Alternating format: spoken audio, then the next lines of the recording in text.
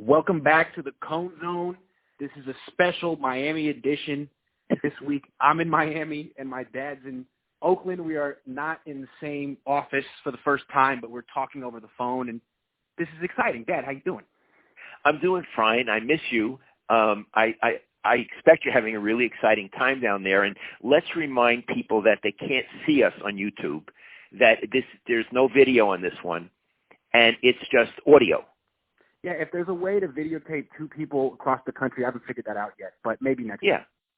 Yeah, but they can tell the difference in our voices. And to tell you the truth, I haven't shaved or taken a shower, so we don't need video. Yeah, I haven't shaved or taken a shower either, and I haven't flossed, so it's good. We don't need those senses involved. You didn't floss, eh? I haven't flossed, but I'm going to floss. I'm planning to floss. I'm always on the verge of flossing. I floss before I go to bed at night. Here's what I'd like to do today. I have some questions for Grant.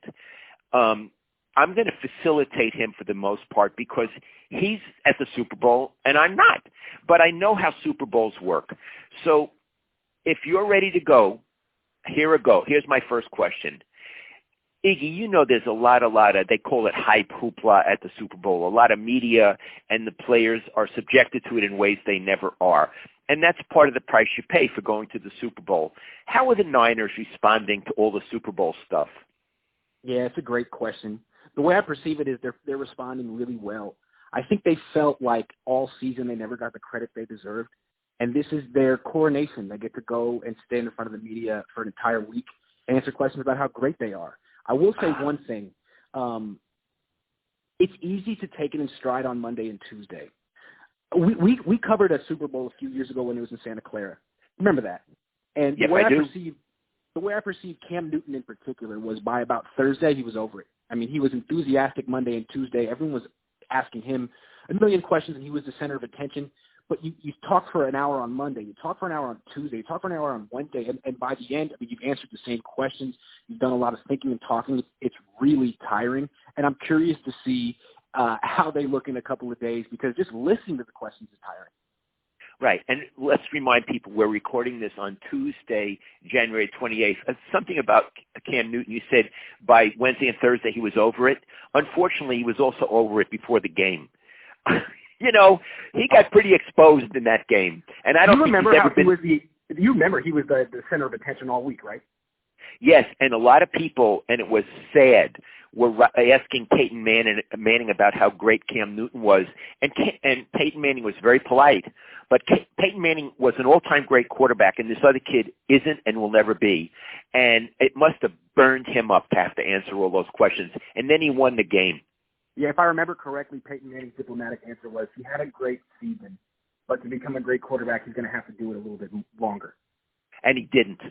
And he freaking didn't. So that was a very interesting moment. I just remember, like, Monday and Tuesday, like, Snoop Dogg was there asking celebrity questions to Cam Newton, and he was really grooving on being the center of attention in the world. And by Thursday, it's like, I don't want to think anymore. I don't have anything else to say. I'm tired. I want this to stop. And I think that's pretty much a natural response. Yeah, and another thing, and then we'll move back to the Niners. After Cam Newton sucked in the game, then he ran out of the interview room when he got a question he didn't like. Oh, my God, it was better than that. We were both there. So the way they set it up at Levi Stadium was terrible.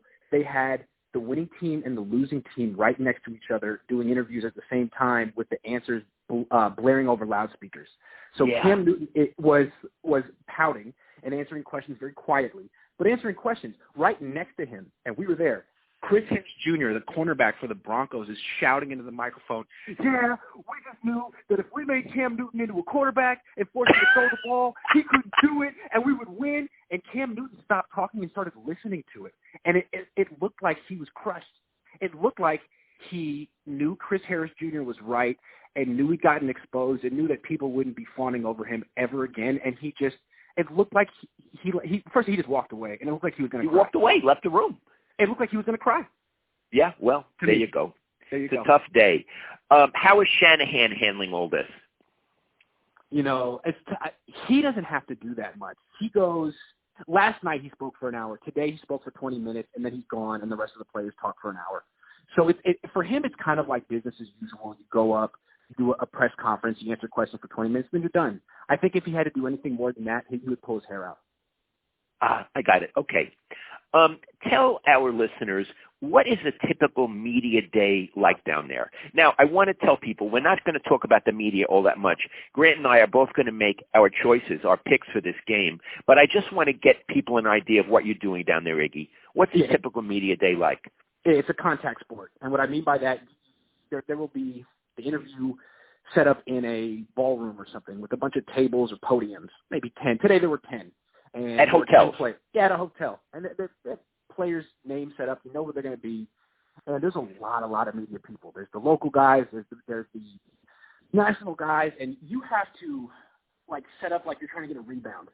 Like, you have to find your place under the hoop and battle for it. You knock shoulders. It's cutthroat. You need to get your position, and you're fighting amongst your colleagues, and you need to get your question asked. And it's really, really hard. I mean, you want to ask a question to Richard Sherman. Everyone wants to ask a question to Richard Sherman. And he's generous. He'll sit there forever. But when he finishes asking a question, like 10 people shout at him, you know, and he chooses who he's going to acknowledge. And then if it's you, it's pretty much impossible to get a follow-up question asked. So sometimes it's hard to get good stuff. Although I got to say with Richard Sherman today, one of the PR directors came over to him and said, a couple more guys, just 2 more. And Richard Sherman said, no, I promised I promised I'd answer his question and her question and his question, and he just stayed there. He's amazing. Let me ask you a question. When you said a couple more guys, was that a league official or one of the 49ers PR guys? League official. I guess it's a trend league-wide, although the Niners may have started it. Let me tell you something before we get back. The way the league handles PR really pisses me off. Yeah. When this league started, the PR, the commissioner was Pete Rozelle. He had been a PR guy at University of San Francisco, and he was a great guy. And what this league was all about was opening it up to the media so people would see what was going on. Now it's become like the Pentagon. And when people would come over to me in a locker room and say, couple more, it used to make me nuts. And you know that at various times I got angry. And one time when they did that, there was a misunderstanding between Joe Staley and me, and then he came and apologized because he's a good guy. But I don't like their attitude. Okay, I'm moving on. How does the interview room work? How long do these people, they're at podiums, how long do they stay there? Do they have a microphone? That kind of thing. Yeah, it's a great question. They're at a podium, they have a microphone, and they sit there for about an hour, which is interesting. It's not like an hour Stand long. there for about an hour. Well, today they were sitting. Okay, I got it. Okay. They were sitting. Yeah. But, the interesting thing about it is, what was I going to say? You cut me off there. Oh, I'm sorry. I still love you. It's okay. We were talking about, so it's not like an hour-long press conference where you sit down and everyone stays there and there's like a line of questioning. Like, people come in and out because you have to ask a bunch of people questions, and everyone's working on 3 or 4 different topics. And so anyway, Jimmy Garoppolo, say, for example, will sit there for an hour and he'll answer questions, and then new people will come and ask the same question. And he'll answer it again with the Got it. You know what I'm saying? And so someone will be like, hey, like, what about Kyle Shanahan's, run game? Can you talk about that? And then like 15 minutes later, someone else, same question. And he can't be like, hey, I already did that. Like, you just have to smile and say, right, like, like I said earlier, and then do it again. And then he'll do it again tomorrow. And again the day after that. It's kind of, I sympathize for them a little bit. It's a lot. It's, from their point of view, it's redundant and it gets boring. So also from their point of view, they're the center of the attention for the entire universe, and it could be worse. Yeah, it could be worse. They could not be at the Super Bowl. They could be Green Bay. Right, and they don't have to answer questions like, why'd you throw that interception, or how did you not see that safety coming down? It's like, Jimmy, how'd you get to be so good? And by the way, when did you realize you were the greatest? And stuff like that. So even if you ask them questions, like, for example, I asked, well, I'll get to that in a minute. But you can ask people questions and get more candid answers because it's a happy ending. Everything worked out. They made it to the Super Bowl. You can ask about moments that weren't so happy, and they can look at it and be like, yeah, that was interesting. Wasn't that crazy how dicey things looked back then? Very interesting. So there's not the kind of pressure that, let's say, we would have had in years past after a game with Kaepernick. It's not that grim pressure. It's actually everybody's pretty upbeat. Yeah, it's every player's opportunity to promote himself, and people like to do that. If they're smart, they do. Yeah, Oh. Richard Sherman's really good at it too. Okay, let me ask you this. What is the best question you've heard so far during Super Bowl week, and the worst question? Okay, well, let me start with the worst question because those just come to my mind readily. I mean, there's so many of them. Two, first off, last night was the big media day, which is where there's like hundreds and hundreds of media people there, and most of them aren't really media people. It's like people with a face who applied. Anyway, last night I was trying to get Fred Warner. It was late, and there's only a couple of people there, and one guy jumped ahead of me and said, Fred, me and my co-host on my podcast are having this debate about whether people stand up or remain seated to wipe their rear ends. What do you do? Oh, God. And Fred Warner sat there and said, are you serious? But then he actually good for him. But then he actually answered the question. And I was like, oh, Fred, you didn't need to do that. You actually could have. And I don't want to say what he said. It was just I didn't like it. I didn't like the moment at all. It made me feel like I'm in the same profession as this guy. Like, he's a journalist. We do the same thing here. Really. Anyway, and the other one was I was waiting to ask Robert Saleh a few questions because Robert Saleh is so smart and he gives good answers. And I had to wait for some guy who was wearing ridiculous clothes, like an oversized hat that was turned to the side and a bunch, like he looked like he was 13, but he was like 45. And he was asking really dumb questions like, like how do you calm down after being so excited during games? And when you become a head coach, can I be your offensive coordinator? Stuff like that. And I was thinking, who is this clown? It turned out to be Peyton Manning's older brother. Really? A guy named Cooper Manning actually took the time to dress like a 13-year-old and ask the most moronic questions. It was Peyton Manning's older brother. Man, imagine the difference between the siblings in those families, what those guys were doing last night. Well, those two, from my point of view, Iggy, those two scenarios are so depressing because I want to just say something. Real sports journalists, I'm not even talking about people who cover wars, who do really, really serious things.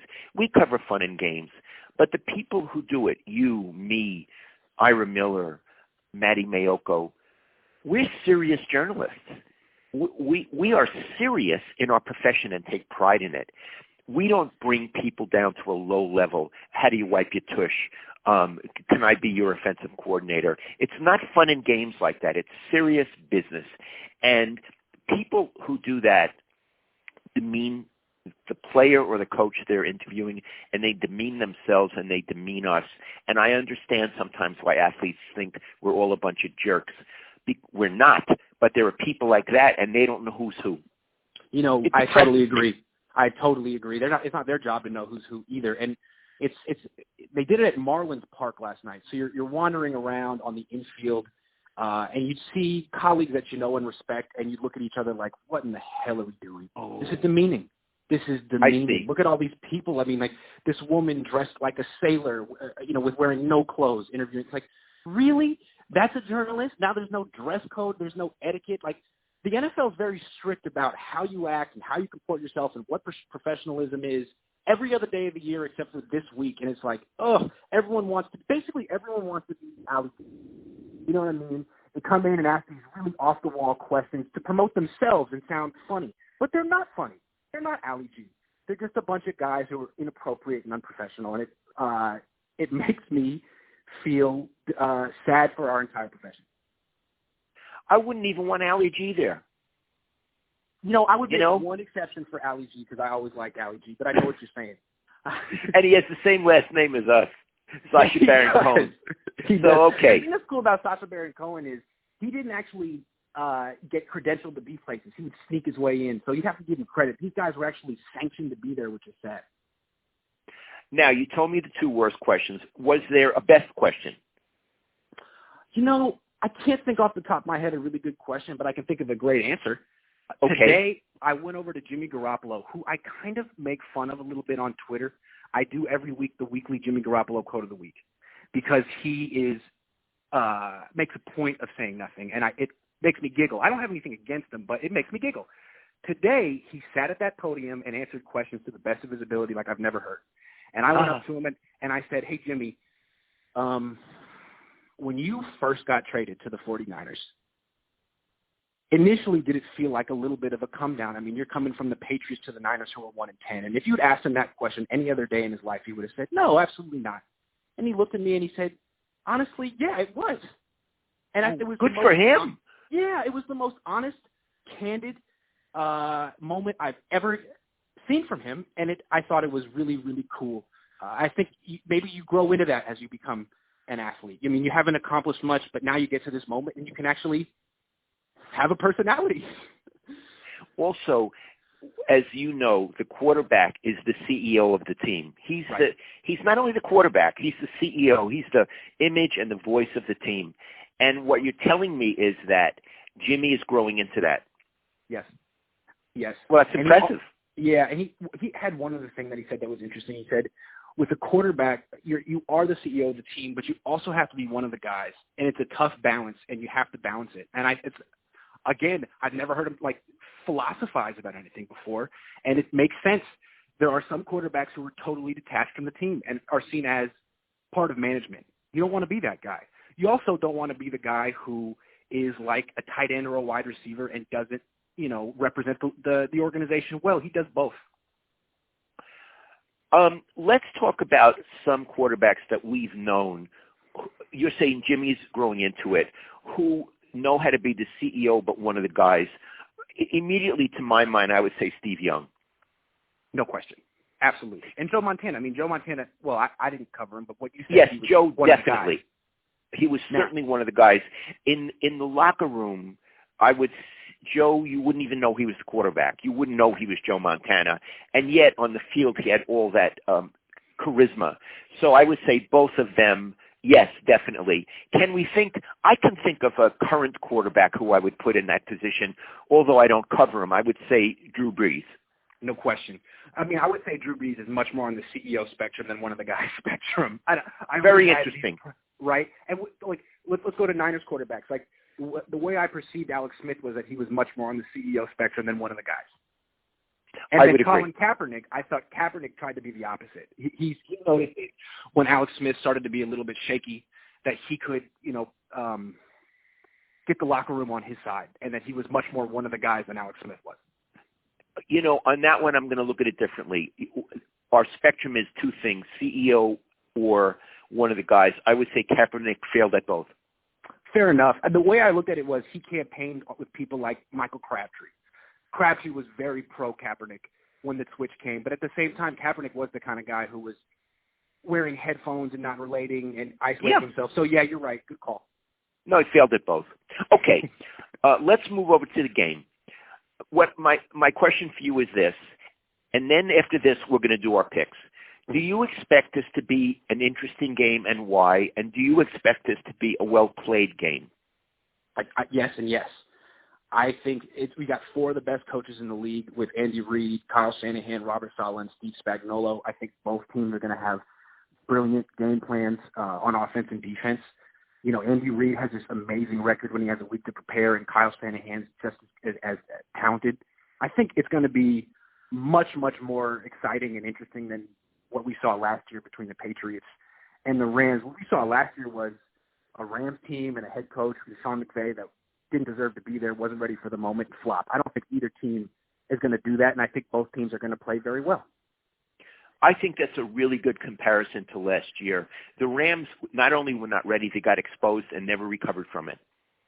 Absolutely. And, no question. And that will happen to neither team on Sunday.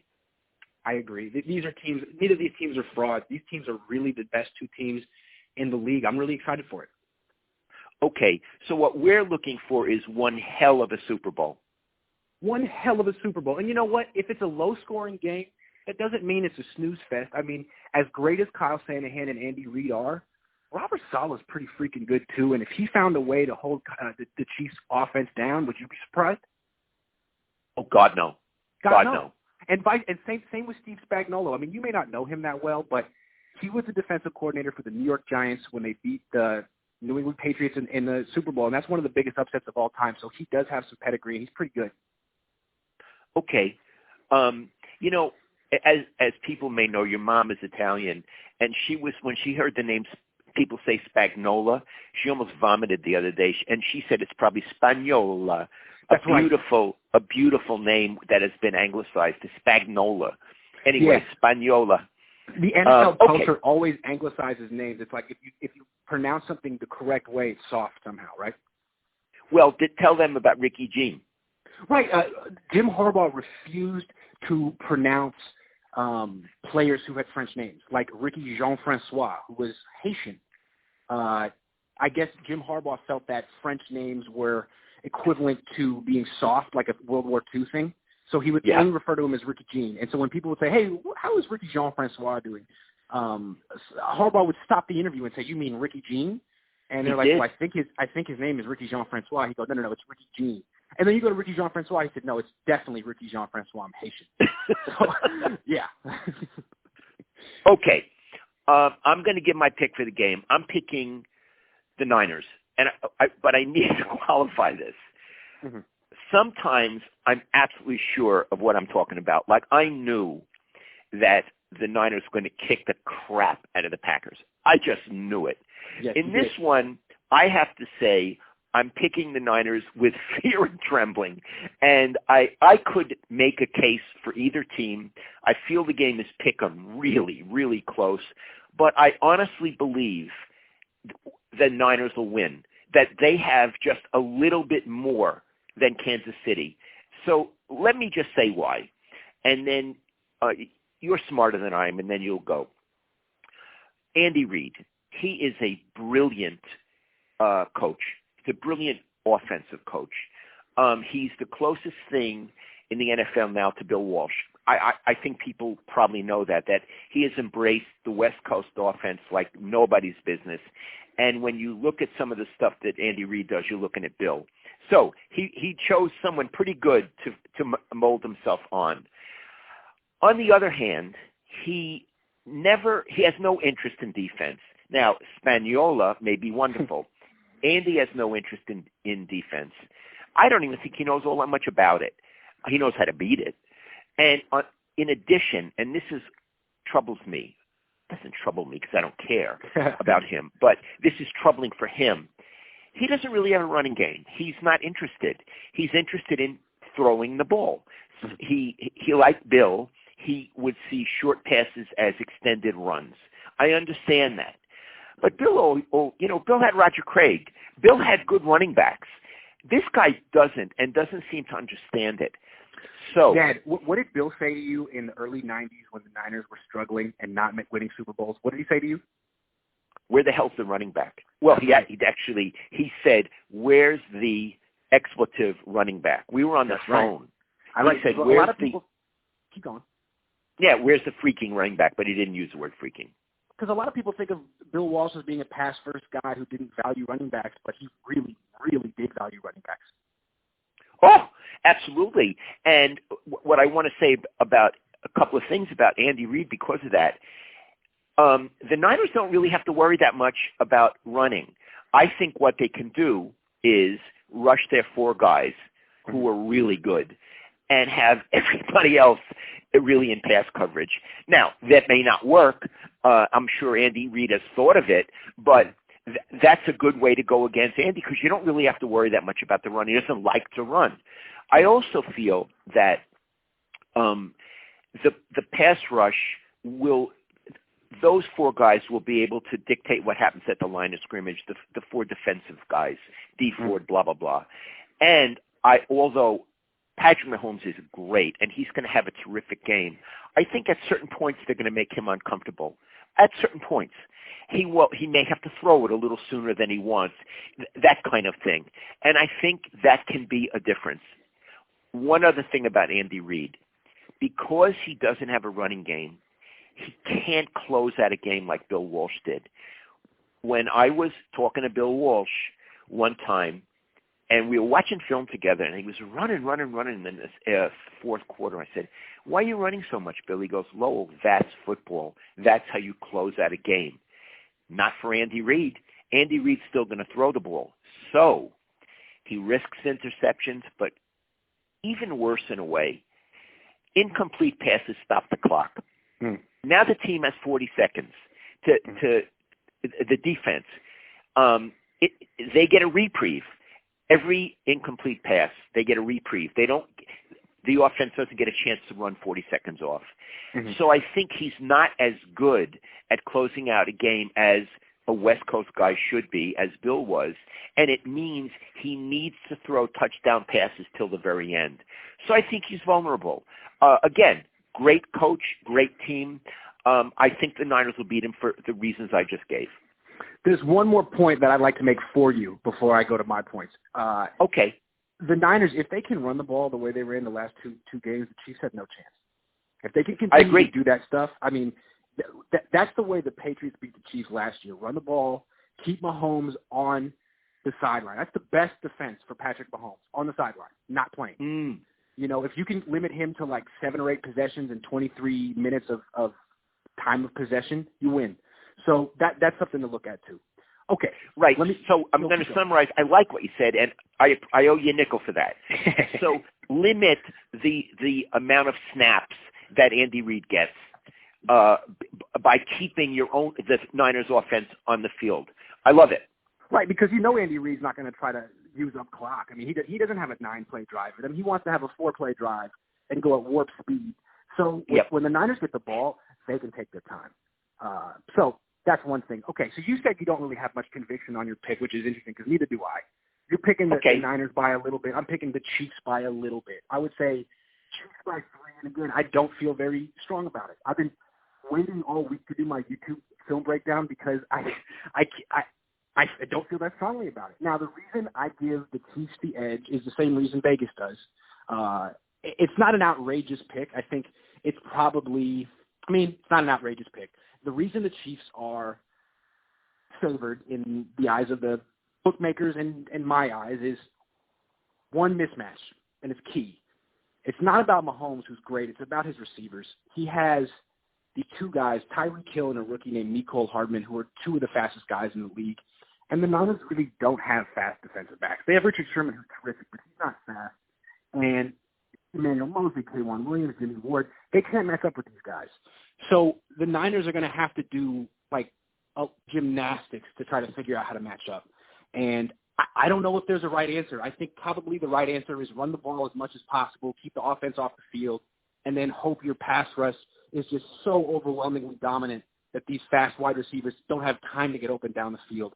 But the thing about the Chiefs is their offensive line is terrific. I mean, they've given up, I think, the 3rd fewest sacks of the season. Both of their tackles are fantastic, and Patrick Mahomes can really move. I mean, he's not exactly Russell Wilson, but he's not far off. So unless Robert Saleh can do magic, can really, really outsmart Andy Reid, I think Andy Reid has some serious advantages that the Niners just can't match athletically. So I'm going with the Chiefs. I think you make a very compelling case. I love to hear it. I have a couple of questions now about your picking Kansas City. If I were still writing columns, I don't know if I would have the nerve to pick the opponent against the Niners in a Super Bowl. I would think, people would hate me for doing it. It doesn't seem to bother you. So I would like to. You're tougher than I am. Why does it not bother you, and why do you feel that you can make an honest and fair case and pick the other guys? Well, I want to remind you, the 2 of us went on TV about a month ago, and you picked the Seahawks to beat the Niners. So you do have some cojones. I wouldn't put you down like you just put yourself down. But I hear what you're saying. That I'm putting myself out in the limb. I think for this particular game, the Chiefs are the favorites. It's not like it's an outrageous pick. If the Niners were 15-point favorites and I was picking them to lose, I don't think I'd have the courage to do that. But I think it's basically a fair pick, and we both explained. It's not like either of us feel that strongly. I'm not saying the Niners are a bad team or they're frauds or they don't deserve to be here. I just have a lot of respect for the players Andy Reid has assembled and the way he uses them. And I have one more thing I want to say, one more point I want to make about why I think the Chiefs are going to win. The Chiefs, you said they have problems closing out games, but the thing that's interesting about this matchup, they can score 4 touchdowns in 4 consecutive series like that. We saw them do it to the Raiders. So if they happen to jump out to an early lead, are the Niners built to come back from that? If they fall behind 21-0 or something like it happens, they're a run team, and then they want to throw play action off of that. And if they're down big early, the play action won't be as effective. Will they stick with the run game? I don't know. I mean, if the Niners get an early lead, maybe they can hold on to it. But if they fall behind early, that they may not be built to come back. You know, you make a very interesting point. And then if they fall behind early, that puts the game a lot more in Jimmy Garoppolo's hands. Kyle Shanahan has been de-emphasizing him lately. Does he have the stature at this point in his career to bring the Niners back? I would think he does. But what I would have to say is it's certainly an imponderable, and it's certainly something they would need to prove. Absolutely. I would like to point out, though, that and now I could be wrong because I forget things, but in their last couple of games, I think Kansas City started out behind. No question. They absolutely did. So maybe the Niners jump out to an early lead and hold on to it. Yes. That's a scenario I see. But I think what we're telling people is we're picking different teams. You're courageously picking, and for good reasons, Kansas City. I'm amazed by it. Let me ask you this. If now that people know you pick, and I assume you'll write it this week as well, are you concerned about getting anger from fans, players, or coaches? No, absolutely not. I know the players and coaches won't mind. I've talked to John Lynch about this. John Lynch in particular, him and Kyle have been around the league forever. I mean, Kyle has been around the league since he was a ball boy in the mid-'90s, and John Lynch has been a player since the mid-'90s. They've taken a lot of criticism. They know the deal. They don't mind it. I know when you can tell the story. Didn't Jerry Rice once get very angry at you with Ira for not picking the Niners in a big game? He did. Sorry, was I not supposed to say that in public? No. I'm trying. I was there. I've had two experiences. One, Jerry got angry at the local media because we didn't pick him in a big game, and he had a very good game. And afterward, we went to his locker to talk to him, and he actually wouldn't talk to us. He told a few quotes to one of the PR guys, Rodney Knox, and Rodney gave us, as I recall, it was a long time ago, some quotes from Jerry, but he was so outraged he wouldn't talk to us. And then once in Chicago, the Niners got beat in a Monday night game by the Bears, and Ron Thomas, I was at the Chronicle, and he was covering the Niners for the Chronicle, and Ron Thomas is a very close friend of mine. Eddie D was so angry, he threatened to get out of here. I think he threatened to beat up Ron. and Ron was, he's a journalist, and he said, Eddie, I have no obligation to pick your team. I only pick who I think is correct, and I am credentialed to be in this room, and Eddie let it go. By the way, I'm sure Eddie and Ron would get along very well now, and I get along well with Eddie, but that really did happen. So, yeah. Okay. Yeah, that's why you asked the question, because these things can lead to awkward moments with the people you do business with. I think it'll be okay. Shouting. Yes. I don't think – the funny thing is these millennial football players, you haven't really covered them much. You got out of the game a little bit, but these guys are all 10 years younger than me. They are very non-confrontational. Now, they may tweet something at you. They may say something in public on Twitter, but in the locker room, face-to-face, they won't even look you in the eye if they're upset. So it's not a lot of shouting. It's a lot of passive aggressiveness. Well, I'm a New Yorker. I'm not used to that. And the other thing is, you asked about the fans. I mean, I feel like as long as I am humble about what I'm saying and explain it and say that it's not because I don't believe in the 49ers, it's just that I have respect for the Chiefs, I figure that's fair enough. Absolutely. And the difference between players and coaches and fans is that players and coaches aren't fans. They're actually quite honest about what they do and what they do well and what they don't do well. They're very honest with themselves. Harder on themselves than we're on them. And probably the fans are more emotionally tied into the team than players are, because the players see themselves as members of the National Football League who are playing for the 49ers now. I agree. You know, like and they fans know they are like can move. diehard. Yeah, I mean, next year they could be in Jacksonville, but they're still in the NFL, and that's great. So, yeah. Okay, you picked Kansas City. What if you're wrong? What if I'm wrong? If I'm wrong, I will have even more respect for the 49ers. I feel like it would be not one of the biggest upsets of all time, but a significant upset. And it would even add to – it would make this great season even more impressive. I don't remember in 1981, were the Niners favored to beat the Bengals? I don't remember. I mean, that's a good I don't question. remember about the Bengals, but this is a really, really difficult opponent, and a lot of well-meaning, smart people are picking the Chiefs, and if they can find a way to beat this kid who looks like he could be, an MVP candidate every year for the next 10 years, then wow, they're even better than I realized. Okay, final question on this. What if you're right? What if Kansas City beats the Niners? Then it'll be the first thing I've been right about all year, and it'll be a nice way to end the season. Because I said they were going to be 6-10, and for me to go out being wrong about the Super Bowl II would probably be fitting, but I would take, being right about something. It would be nice. I would take it. In fact, I would probably, but I can't gloat. You can't gloat about the team you cover losing. But privately, I would be nice. It'd be nice simply because you finally were right about something. Yeah, but that also, if I'm wrong, that's cool too. I mean, it's been a pleasure to cover this team, and if they win, it really elevates the season even more. It makes it a historic season that I covered. I mean, it's been a thrill. And if they lose, and this is what I would say if I were covering them, I still respect the hell out of them. No question, absolutely. Because as we've said, it's not that the Chiefs aren't that good. The Chiefs are serious. I kind of look at it as, we've been using boxing analogies. The Niners better not go toe-to-toe with the Chiefs. They better not try to win in a shootout, in a heavyweight slugging match with the Chiefs. Like, they better not pull a Tommy Hearns. Well, that's middleweight. I knew you were going there. But that's middleweight. Right. I'm sorry. I'm sorry. The Chiefs are the ones with the punching power. They're the ones who really have the explosive offense. The Niners can do things to win. I mean, they can control the ball, they can play good defense, they can run the ball. But if they go in with an ego and say we're gonna throw with the Chiefs, we're gonna match them throw for throw and point for point, they're gonna lose. So it'll be, and I don't think they're gonna make that mistake. That's a total ego mistake. That's a Thomas Hearns mistake.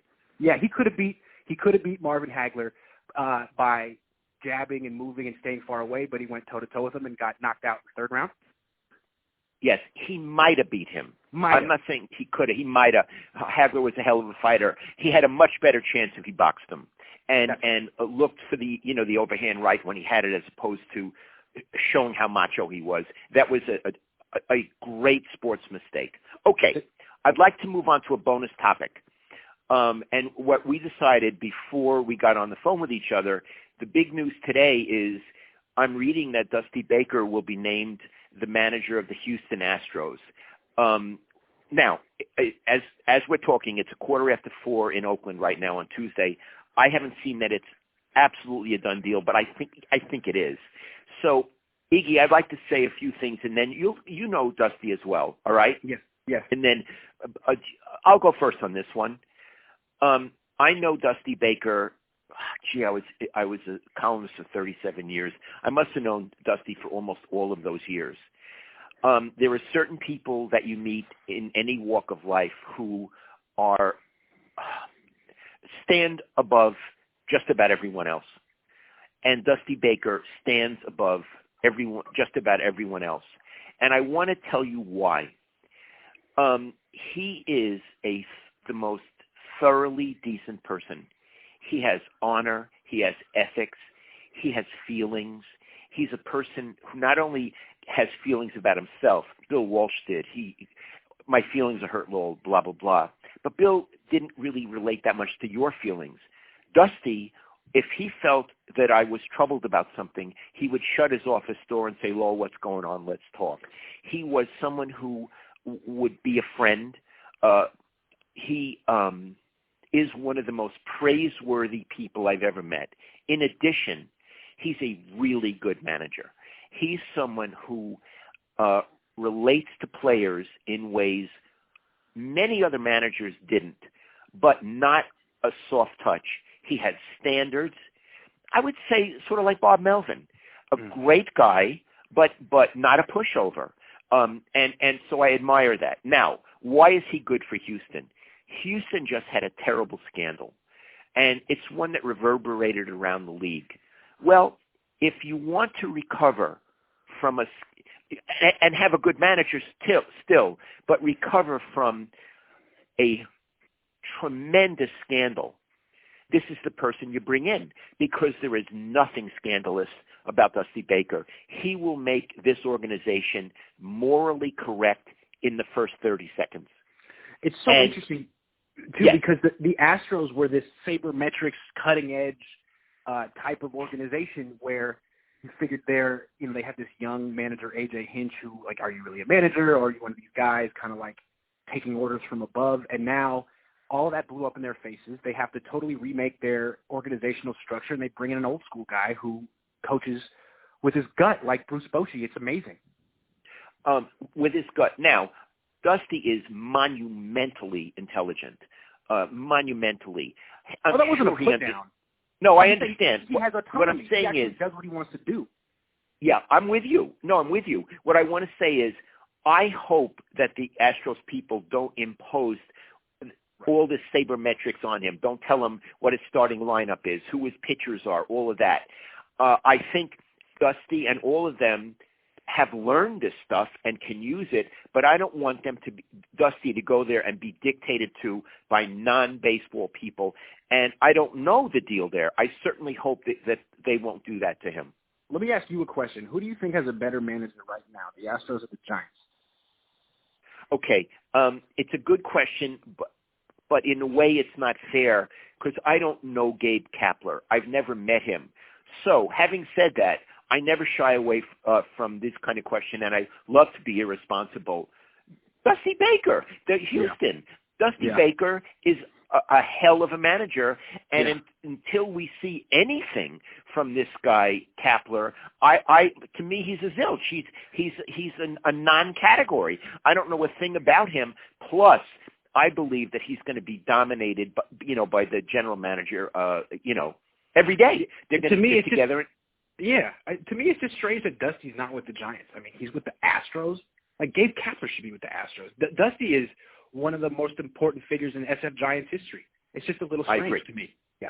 Yeah, I agree. And now he's out there. So I want to say that I am delighted for Dusty that he's with the Astros, and I'm delighted for Major League Baseball that Dusty is back in the league. I think he's wonderful, wonderful for baseball. And I want to say a couple of other things about him. I'm sorry to dominate, Iggy, and then we'll get back to you. Iggy, as you know, I have this memoir coming out, this sports memoir, in April. And I needed some people. They asked me, would I get 3 people to write blurbs for the back? And I called you, and you said, Dusty Baker, Brent Jones, and Chris Mullen. And so I did. And all of them, agreed to do it right away. But in any event, before I heard back from Dusty, I realized there was a chapter about him in my book, and I sent it to him, and I said, you need to read this before you agree to do anything. And part of it praises him, but part of it might be in a little way embarrassing to him. Nothing big at all, but in a little way embarrassing to him. You talking about his handwriting? I'll get into that another time. Okay. That one, okay. yeah. Okay. And then I thought, why did I put that in, or why did I ask him? And I was like, probably up on the verge of a nervous breakdown. The phone rings, and he says, "Hey, Lowe's, Dusty," like that, right? Hi, Dusty. Yeah. And I didn't know, and he said, I read what you wrote. Thank you for sending it. You know how he goes. It's cool by me. He said, cool. It's the truth. It's the truth. You always wrote the truth. Let's go with it. And then he says, get a pencil and get a paper. And he dictated the thing over the phone that's now on the back of the book. And I just remembered, I love him. Even if it were a tiny bit embarrassing, it was true, and he wasn't going to back off from it, and he wasn't going to be angry at me, and he had the nicest things to say, and that's now on the back of my book. So that's my Dusty Baker story. That's a great Dusty story. I have a Dusty story. Okay. You probably remember it. This was about 10 years ago when I was writing for CSN Bay Area, which is now NBC Bay Area. I was freelancing, and I think I was still in college. I might have been before. No, okay. I had gotten out of college. I was writing for CSN, and I was interviewing Dusty Baker at spring training with you. He was managing the Reds. It was batting practice. We walked up to him, and you said, Dusty, this is my son, Grant. You haven't seen him since he was about 7, but he's a sports writer now too, and he's just breaking into the industry. Could he interview you? And he was so sweet. He said yes. That was back when I would get really, really nervous. Remember that? I would get really nervous. Remember the time I got the opportunity to interview Monte Ellis in a group and I couldn't do it? I couldn't get it. You couldn't say a word. You didn't say a word. I was so nervous. So I was just asking Dusty Baker, like, you know, who are your favorite like artists and singers and stuff like that. Now, I was nervous, but before I started, to calm me down, he said, "Look, you had like walked away." He said, "I want you to know something. Your dad isn't scared of crap, and I've seen it." That was the exact words he said, except instead of crap, he said something else. But he said, "Your dad isn't scared of crap, and I've seen it." And I was so proud of you because I know that about you. I've seen that too, and it's interesting to meet other people who know that side of you and respect it. Anyway, and so he said that. Dusty respected it. Oh, it was so cool, and that's how I feel about you. It was really, really cool because I don't know how these athletes and coaches think of you. Sometimes I wonder if they think you're just a pain in the butt, but because you are, or you were, but you can respect that too. And Dusty Baker really, really did. Anyway, so I'm asking him these questions about, you know, who's your favorite singer, and he's saying stuff about Bob Marley and this and that. And he tells me a story that there was a time he took a flight and he sat down next to Bob Dylan, and he turned to Bob Dylan and said, "You be Bobby?" And That's Bob what he Dylan said, right? He said, "You be Bobby?" And Bob Dylan turned to him and said, "You be Dusty?" And they That's just what Dusty said. "You be Dusty?" Yes. So that was pretty cool. That was my Dusty. And they just had according to Dusty. Now, I wonder if Bob Dylan really say "You be Dusty," but that is what Dusty said. I mean, that's what he said. And my guess is, and Dusty said they just loved each other. They talked about music the whole flight and had a wonderful time. And I could see that Dusty would be thrilled to meet Bob Dylan, but I could see that Bob Dylan would be thrilled to meet Dusty Baker. Absolutely, yes. And if Bob Dylan was the baseball fan that he said he was, he should appreciate Dusty Baker because he was a player too. Well, he played for the Dodgers and the Giants. Well, he played for the A's. He played for the A's. He played I think he played in Atlanta. Played with. I don't. Did he play for the Dodgers? He might have. I don't know. I'd have to look it up, but he played in Atlanta. Yeah. Yeah. So maybe Bobby knew about Dusty. Who knew? Bobby. Well, on that note. Well, this was a lot of fun, Dad. I would have been nice doing it together, but at least we could do it over the phone. Yeah, and here's what. The game is on Sunday. You're flying home really, really – you're taking a red eye, right, out Sunday night? Monday night. So we're not maybe we'll do another audio Monday, or maybe we'll wait till later in the week and do a video. We'll figure it out.